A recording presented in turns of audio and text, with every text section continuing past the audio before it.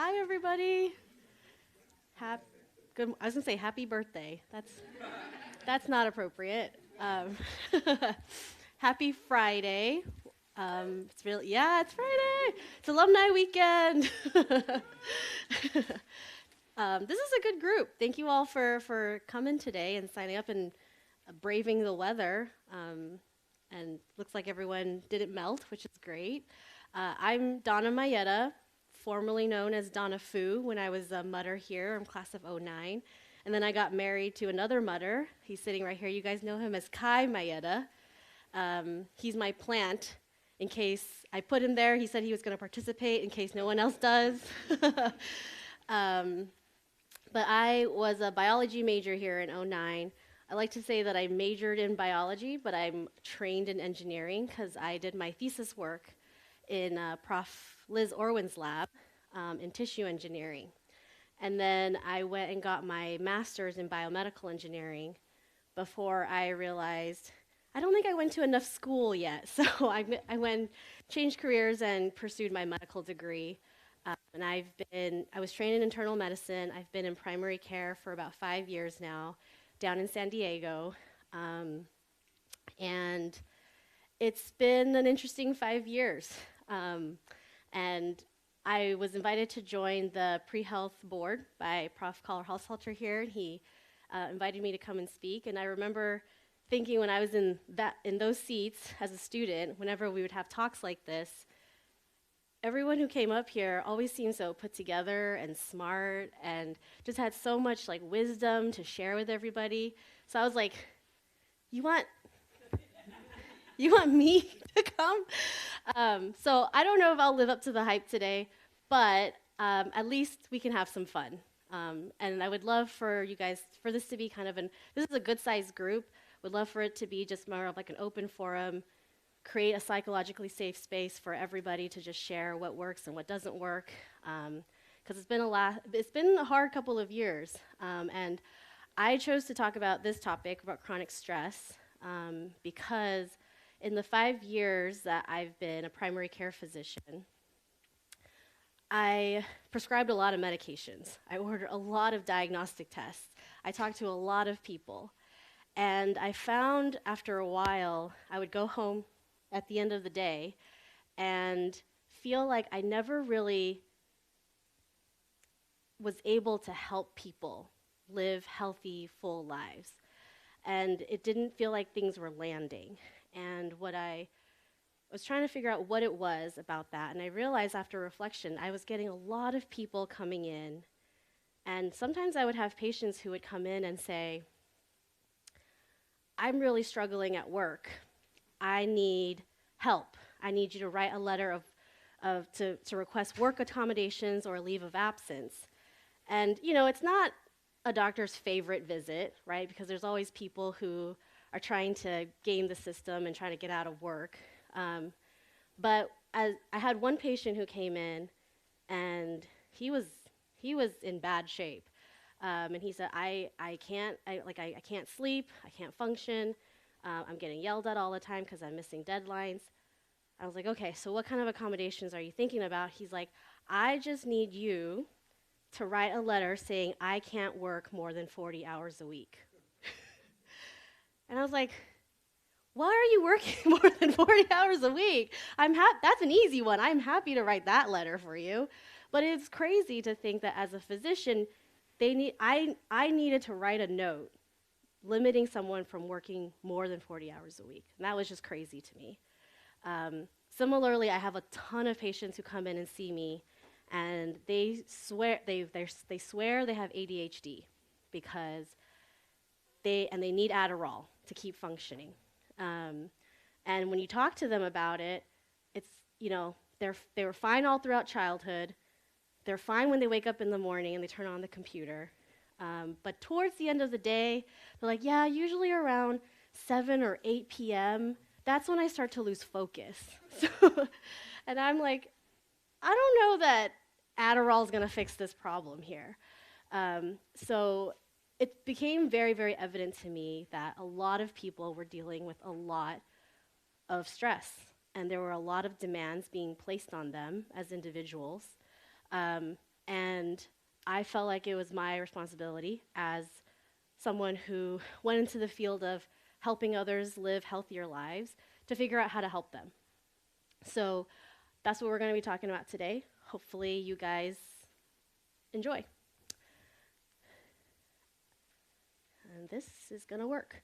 Okay, so I don't plan to stand up here and talk at you for the next 40 minutes. So I want this to be as interactive as possible. And I would love for everyone to take out your phones.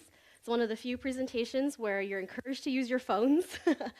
And you guys are all fancier than I am, so you know exactly what to do. People are already taking pictures of this QR code.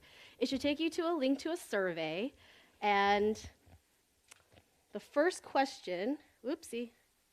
Okay, I'm not a Mac person. I was told to use 3 fingers.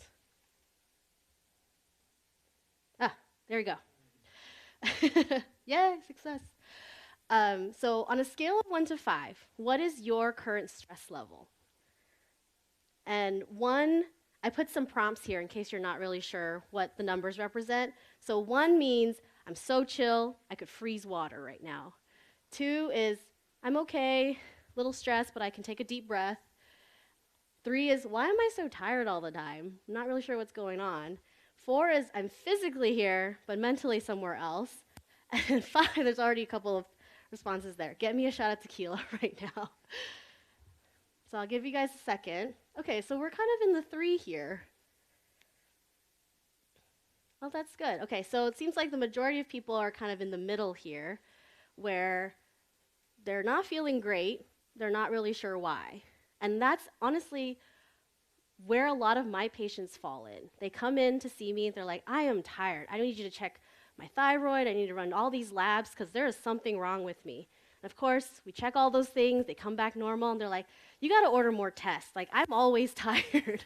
I'm like, no, let's try to revisit this a little bit. So yeah, this is great.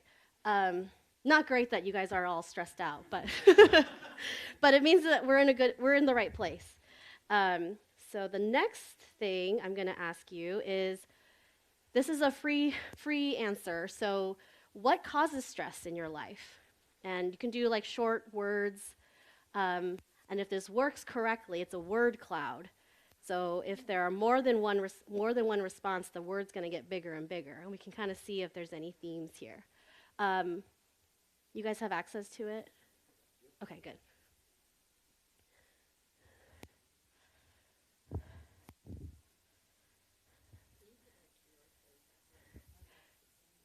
Yep. You can also go to menti.com and put in the code at the very top. Can you see that? All right. So we're seeing work is right in the middle. It's big up there. I see some family, kids, project deadlines, no time, work-life balance, politics, too many responsibilities, world issues. What else do we got? Anything that I miss? Anything you guys want to shout? Money, finance, faith, fear about the future.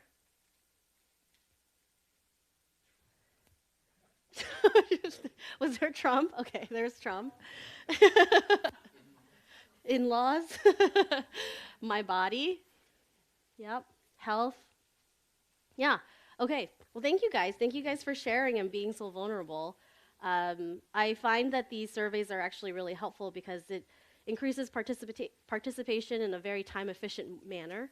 But also, for introverts like me, it gives you a forum to participate and hear your voice.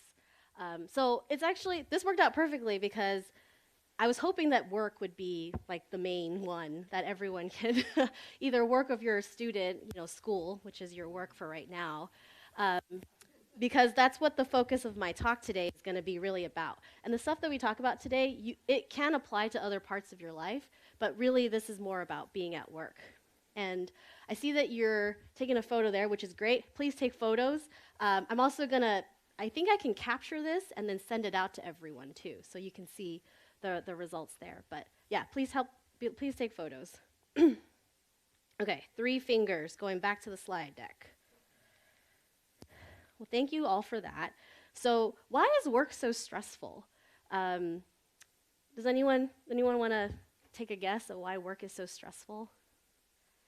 I saw a few things. Meeting deadlines. Yep, I saw that. Meeting unrealistic expectations, too many responsibilities, right? Personal ego, can you say more about that?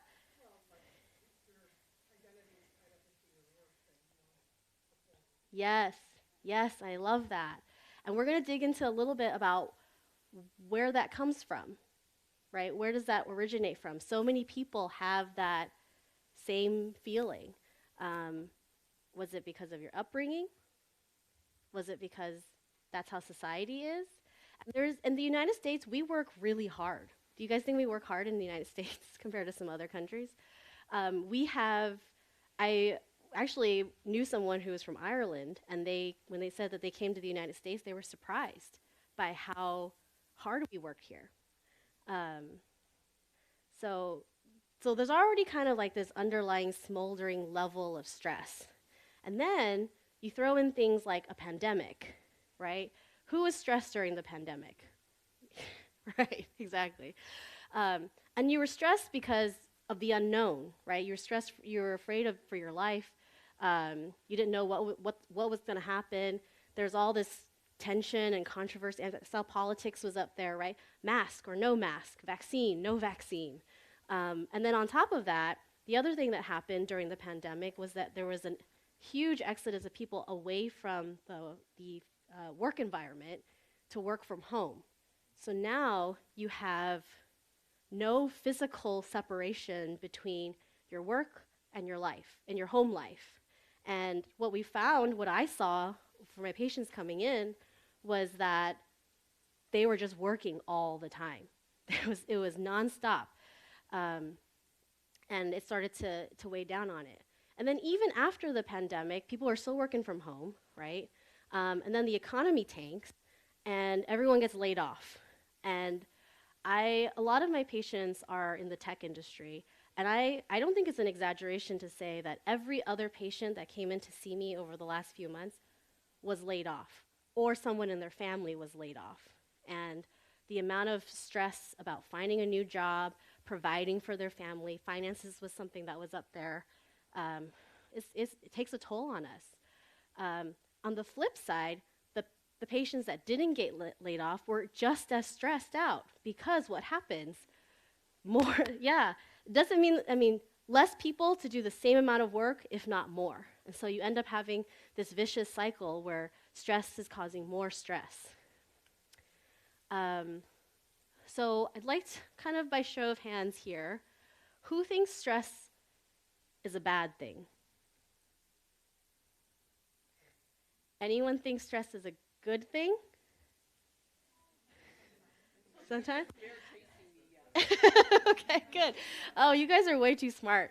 Um, before I get to that, so there's this definition of grind culture, right? Have you guys heard that? It's also known as hustle culture. So it's this mindset that if you work hard and you're constantly striving for success, you're going to get places, and you can do it at the expense of your own personal well-being. This was the definition that was put on by Forbes, and that's what we're in.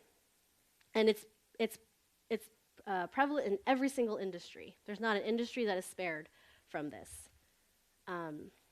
Okay, so this is what I was trying to get to.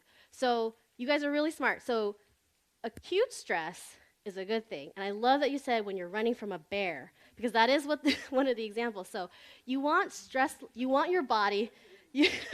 Well, it happens. I mean, Leonardo DiCaprio had to fight a bear.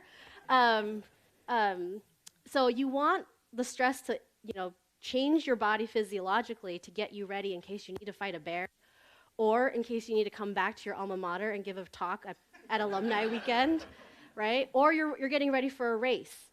The idea of it is that you get ready, the stress will get you ready for it, but then you come back down to a state of a relaxed state. What happens with chronic stress is that we never return to that relaxed state. And these are things from the news, so politics, world issues, pandemic, work, drowning in work. And what we're finding is that people are always in a state of chronic stress, which isn't how we were designed to be as human beings. Evolutionarily, it's advantageous for us to have some acute stress, right? That's what keeps us alive.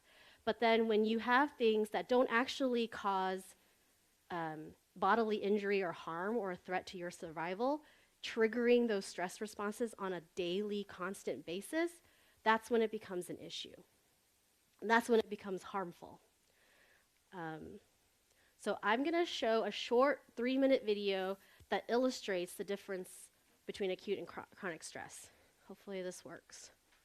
Humans, like all species, have self-protective mechanisms to help us survive. Our fight, flight or freeze survival response, the FFF for short, is designed to mobilize our brain and body to fight an enemy, run from an avalanche, or freeze to hide from a predator. Our brain sometimes misinterprets safe situations as dangerous and can set off false alarms. When the amygdala, our brain's watchdog, senses and barks danger, our body enters survival mode quicker than our rational mind can react, leaving it trying to figure out why we feel in mortal danger. When the FFF alarm is sounded, we start to breathe more quickly and shallow, causing hyperventilation, and our heart starts beating very fast. These changes can cause strong chest pain, which many people interpret as symptoms of a heart attack, when in fact it's just a result of the FFF activation, which can be relieved through breathing exercises. As a way of getting you ready for action, blood is diverted towards the major muscle groups. Blood flows away from our digestive system, causing the bladder to relax, and we might feel the need to pee. The mouth goes dry, nausea can occur, and we get the butterflies feeling in our stomach. Blood also rushes from extremities, leaving us with cold hands, but often sweaty palms as the action-ready body starts sweating to avoid overheating. Legs and hands can start trembling and feel weak, while tension starts building in big muscles like the thighs, neck, and shoulders. In our head, FFF alarms cause our brain to focus on negative memories, probably so it can scan them to avoid danger and negative outcomes. We get tunnel vision as our pupils dilate to increase our focus and long vision, but as a result, we lose our peripheral vision. FFF activation also reduces our ability to recognize differences in facial expressions. Too much oxygen and too little CO2 can result in dizziness or lightheadedness, which many people interpret as signs that they might faint. But because fainting is caused by a drastic drop in blood pressure, and because the FFF increases both our heart rate and blood pressure, it's nearly impossible to faint when this happens. Over time, depression, anxiety, and high levels of stress all harm the brain's ability to slow or cancel false FFF activations, causing them to happen more often. Knowing the symptoms of false activations makes it easier to recognize and reduce their effects. At Tankyboxen, you can learn both bottom-up and top-down techniques to reduce false FFF activation and bring your... All right, so let me see if I can advance this slide here. Okay, so we're going to spend a lot more time talking about the effects of chronic stress on our physical bodies, but I think it's important to highlight the impact that chronic stress has on our mental health, right? And this is a survey that was put together by Gallup. This is just in the United States.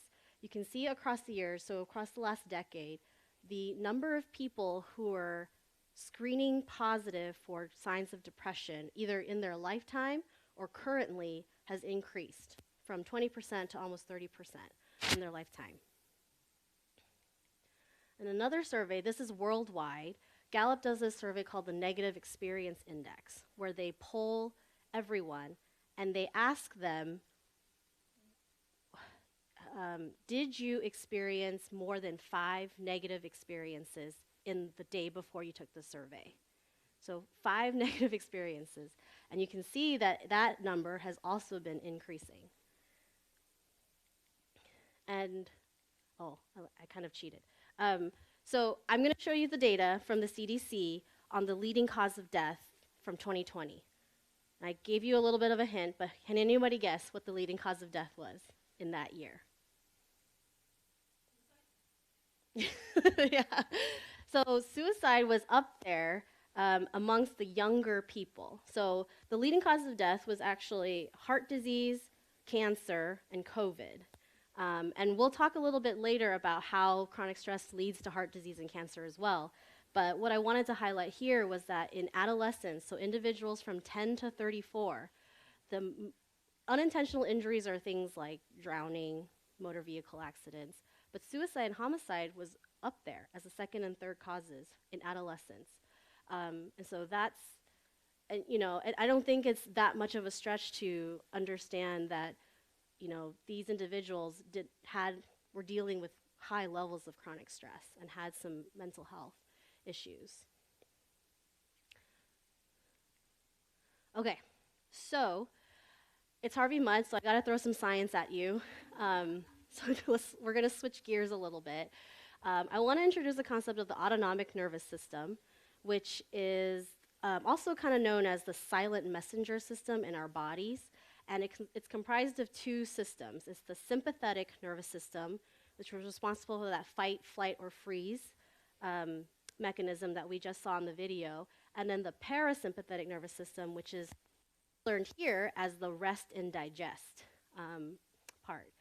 The important thing to know about the ANS, or the autonomic nervous system, is that it is constantly taking in stimuli from our outside environment.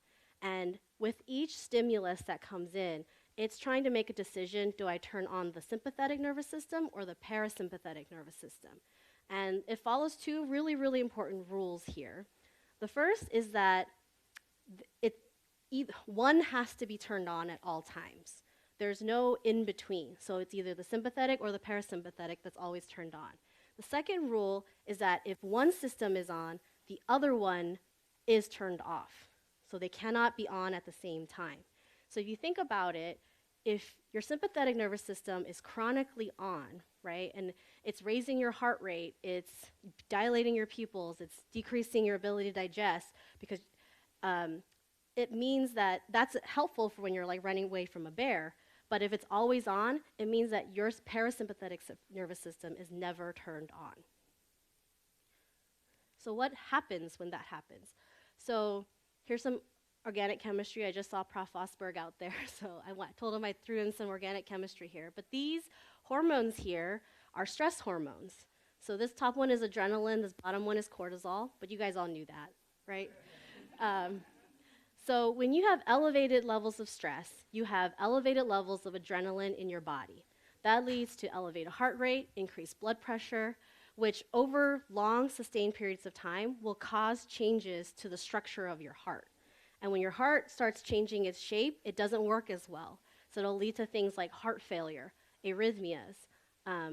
It also increases inflammation in your body through working through oxidative stress to the cells.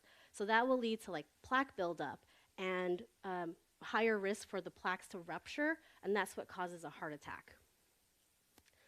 Cortisol levels are also increased, and cortisol levels really important in our bodies for regulating metabolism.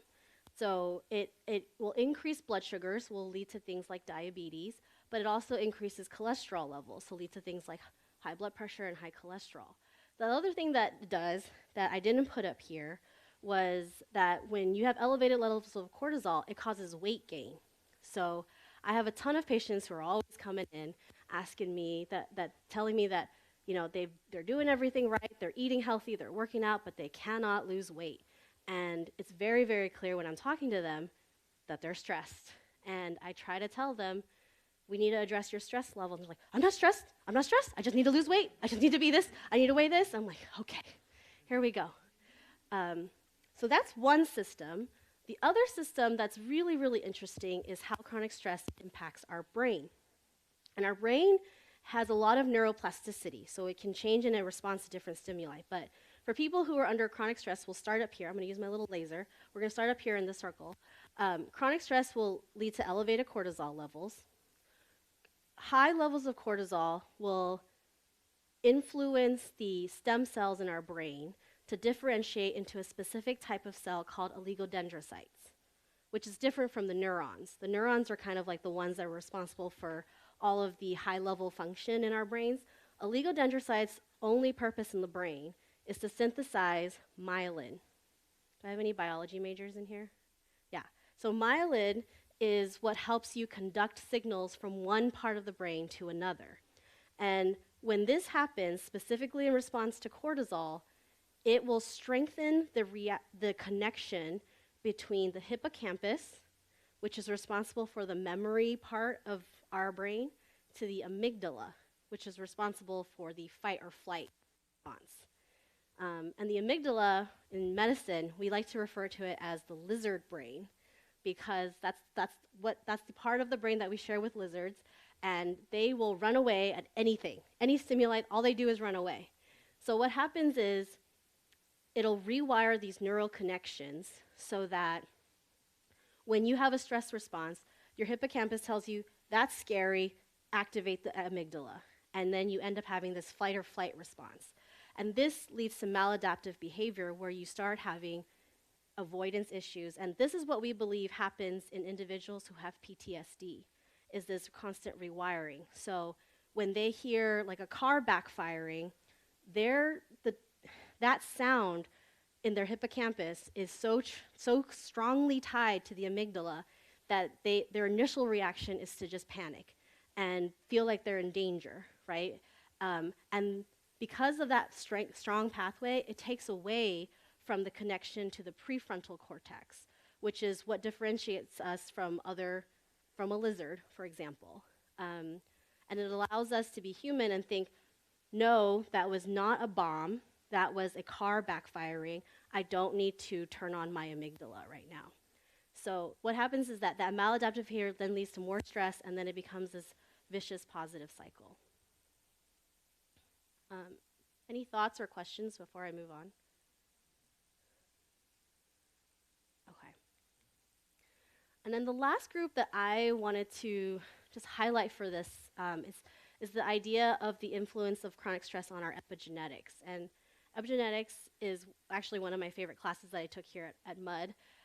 But for those of you that are not as familiar with it, it's the idea that there is some processing of our DNA, either pre or post transcription, that dictates what genes get turned off and on. So that's things like DNA methylation, modifying our histones, and there are a lot of different things that influence what genes get turned on. They're in development, so whatever you're exposed to in utero, our environment exposures, drugs, pharmaceuticals, what we eat, and also age.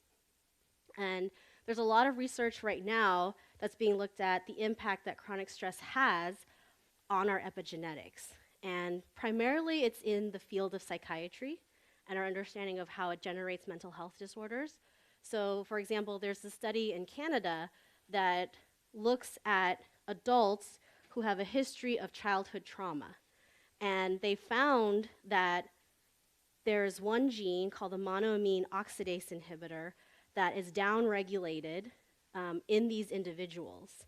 And that enzyme is responsible for the regulation of neurotransmitters like serotonin, dopamine, and messing with those neurotransmitters will lead to mood disorders and emotional dysregulation. So there's a very strong understanding of how it impacts our mental health. A little bit newer than that, mostly shown in like mouse models. They're looking at the effects of chronic stress on other factors of our health, so how it leads to cancer, how it leads to autoimmune diseases, and not just autoimmune diseases like lupus and rheumatoid arthritis, but even just general like immune function dysregulation. I have a ton of patients who also come in because they're getting sick all the time, and they swear they have some type of horrible immunodeficient disease. They want me to check all of these labs, and I'm like, they're fine, you're not immunodeficient, you're just stressed. So there's a lot of interesting work that's being done here to look at those factors. So I was thinking about the effects of chronic stress, and I'm like, man, this is bad. This is bad stuff. I mean, it's almost as bad as smoking, right?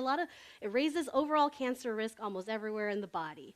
It leads to mental health problems, increased risk of heart attack, heart disease, stroke risk, diabetes, and it's very similar to the effects of smoking on the body. And its fact is so bad that some places it's prohibited to smoke, right? So I have this vision in the future that that we're going to recognize this and we're going to start prohibiting chronic stress, either from experiencing it or inflicting it on others. And you get fined $50 if you're stressed. So I was trying to figure out, okay, now that I know this, how do I actually turn this into something I can do to help people? And I came across this idea of lifestyle medicine. I'm not sure if you guys have heard of it, but it's this practice of medicine where you try not to focus too much on treating the symptoms of the problem, but you try to get to the root cause of why that individual has that chronic disease process in the first place. And what they found was that most chronic disease processes has origins in one of these 6 pillars, which can all be controlled by changes in your lifestyle routine. So that includes the obvious things like eating a plant-based diet, exercising regularly, stress management, sleeping well, avoiding risky substances like alcohol and drugs, and then having a positive social connection. And so I started exploring how I could use this model to help people. And I found that I was running into a lot of barriers when I was trying to talk to patients about eating better and exercising. And it's all because they had high levels of stress. So I like to approach it in a kind of a different way where it's like I need to address the patient's stress first before I can even get to addressing some of these other things, right? I mean, try telling someone who's stressed out that they can't eat that tub of ice cream. It's not going to go well. It doesn't go well for me.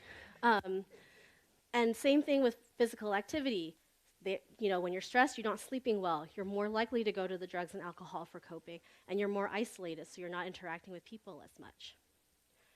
So I guess what I'm trying to say, the thesis of my presentation, if you will, is that stress is the root cause of all of our medical problems. I believe that, but now that we know that, what do we do with it?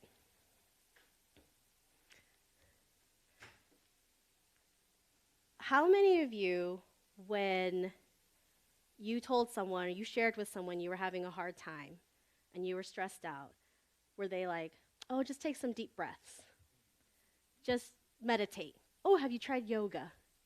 Heard there was goat yoga on campus the other day recently.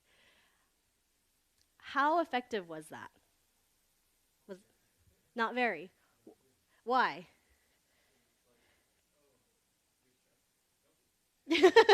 Yeah, exactly. Just write a post-it note. Just write a post-it note and say, tell yourself stop smoking. Yeah, and that is what we kind of think of like the traditional wellness initiatives, right? Is just it's within yourself. The problem is you. And there's a different school of thought now, and it's captured really, really well in this book by Jennifer Moss, looking at the effect of where the origin of chronic stress comes from and why these traditional wellness initiatives isn't the end-all be-all for curing chronic stress. A lot of it has to do with the structural systems that are in place that constantly feed chronic stress into us. So it's the idea, if you go back to our analogy of smoking, it's the idea that you can quit smoking, but if others around you are constantly smoking, you're still exposed to secondhand smoke. And so this book goes into how corporate companies can create a more positive work environment to help employees. And it goes through the research for ironically, the better you treat your employees as human beings, the more resilient they are, the more creative they are, and also the more productive they are. So I would definitely check out this book. And before we dive in more to like all of the other resources that I collected, I just want to say I'm not an expert in this. I have not figured out the secret to chronic stress, but every time I talk about this with people, I always learn something new. And so we probably don't have enough time to go into super in depth with all of these topics, but I wanted to at least use the rest of the time to share all the resources that I've gathered, and then hopefully open the floor up for some discussion, if that sounds okay. The other book that I really enjoyed is by Tricia Hersey, this Rest is Resistance. She really dives into, she calls it a manifesto.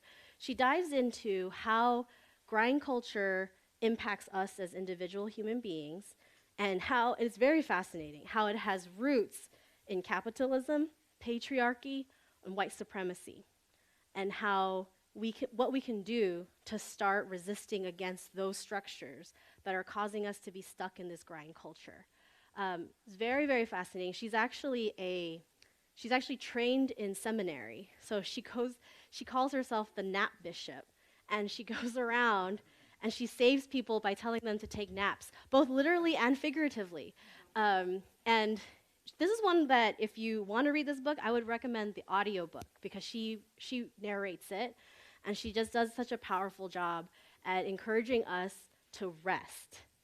And why is it so hard to rest? Has anyone ever tried to do nothing? How hard is it? Why is it hard?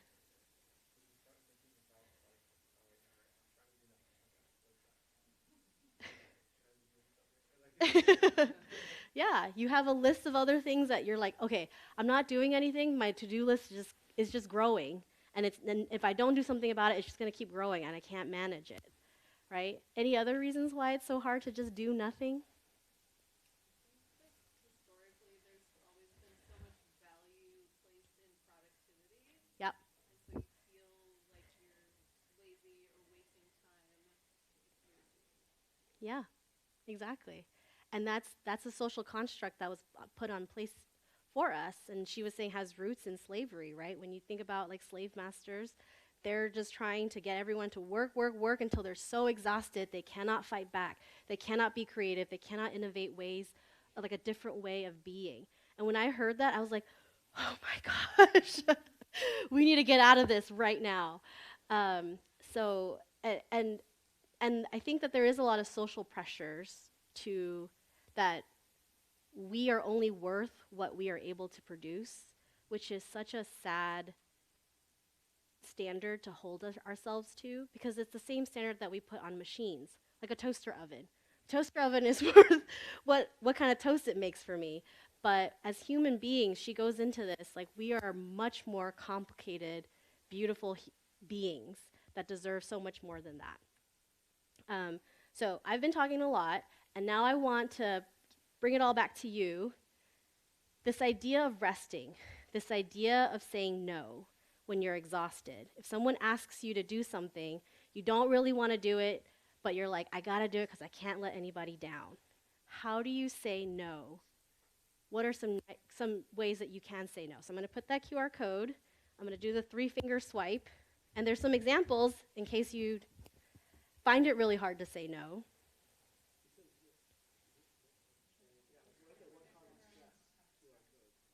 What causes stress QR code? Oh. Okay, let me advance.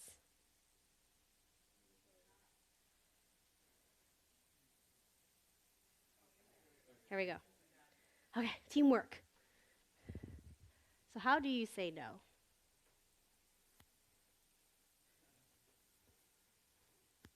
No thanks. My wife makes me.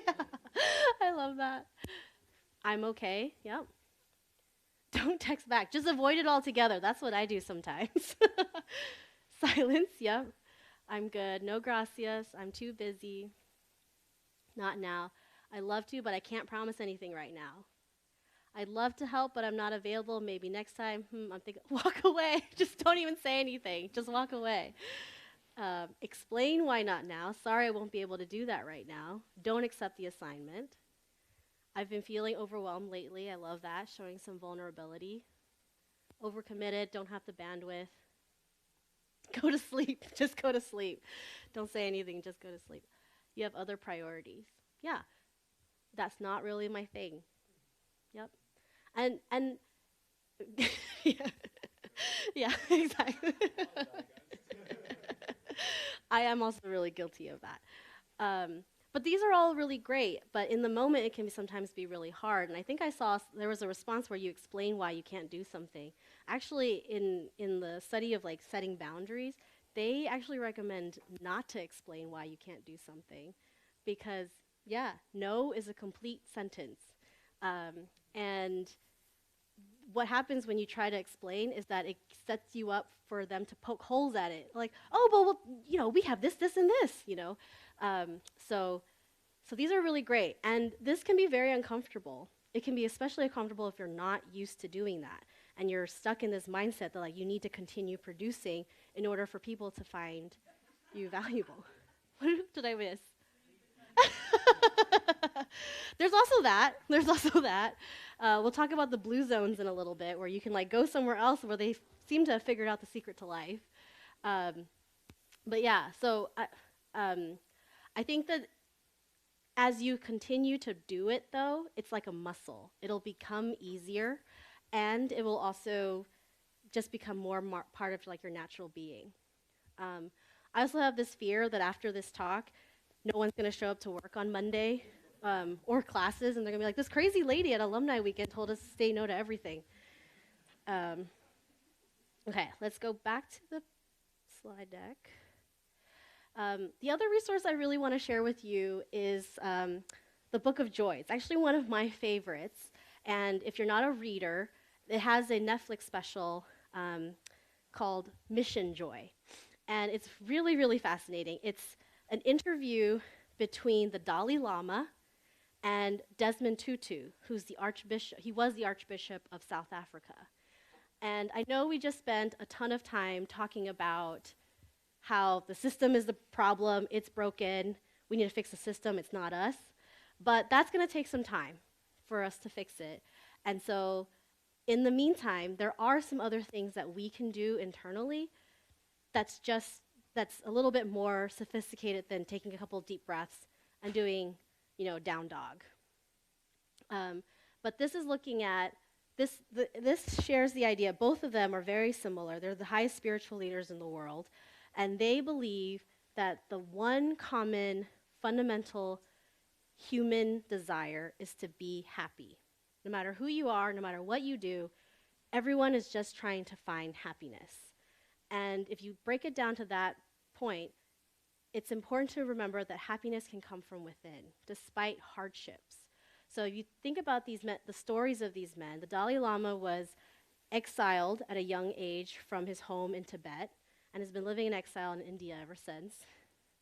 Desmond Tutu was a huge leader in the apartheid movement, bringing that down in South Africa. And they've gone through a lot of hardships in their lives. But despite all that, they're like the most joyous people you'll ever see. And this is also another one where I would encourage you to listen to the audiobook or just watch the Netflix special, because just listening to them laugh just makes your day. It just makes everything so much better. Okay, and I mentioned we talked about blue zones. Have you guys seen that documentary? So blue zones are areas in the world that have been identified to have the highest concentration of centurions, or individuals who live above the age of 100. And interestingly enough, there's one right here, just down the street in Loma Linda. Loma Linda is a blue zone. And in addition to in the blue zones, they also have lower incidences of chronic diseases. So they're not just 100-year-olds living there, they're thriving 100-year-olds. They're 100-year-olds that are still gardening, they're still dancing, they're singing, they're balancing pots on their head. And so the blue zone tries to summarize some common trends that they see in these communities where people are living longer, healthier lives. And in addition to eating better and physical health, there's also this idea of downshifting. slowing down, not working all of the time. There's also really this concept of having a sense of purpose. In Okinawa, which is one of the blue zones, they call it ikigai. So why is it that you wake up every day? What is your purpose? What are you put on this earth to do? And then I also just wanted to highlight that there is this very strong trend of connecting with other people, belonging to a community, and finding your right tribe. Okay, the last resource that I'm going to share is this other book called Last Child in the Woods. It's this idea of, it's the concept of looking at the effects that modern technology has had on our children and how taking them away from being outdoors in the nature can lead to problems with depression and anxiety as an adult. And I really like this book because he coined the term nature deficit disorder, or NDD. So what happens when you're not exposed to nature like you were before all of this technology existed? So I sometimes use this when I have patients that come in and they're like, I have ADD. I'm like, no, you have NDD. And we start talking about how we can start addressing that. The other thing that this book goes into is this idea of forest bathing. Have you guys heard of that term? It's exactly what it sounds like. You go into a forest and you just soak up all the beauty and the wonder of nature. And it's been shown to lower stress levels, decrease blood pressure and cortisol levels, which we all know now are really bad things. And then it also improves attention, mood, creativity. They actually have forest bathing tours across the world. So you can Google it and you can sign up for it. And I was looking through all the websites trying to find a really good photo to put in the presentation. I was like, hey, I have a photo of myself forest bathing. So this is me and my 2 kids. This is in, Terrence might know, this is Holomalahia Botanical Gardens on Oahu. And look how happy we are. So hopefully that gave you a couple of ideas of things that we can start doing. And what I found to be really effective at the end of all of my patient visits when I'm talking to them about this is to have them make a commitment to one change that they want to make to living a healthier life. So I encourage you all, it might take you back to the wrong question, so let me go back, to share what is one change that you want to make starting today. And same thing, free response.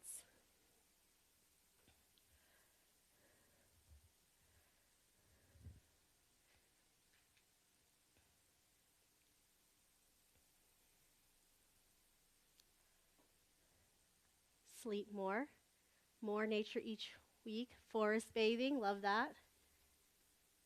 Plant-based food, hike with Jake. Was that Casey or Kyle? Don't rush. At least once a week, forest bathing, sleep. Stop responding to work messages outside work hours. Yes.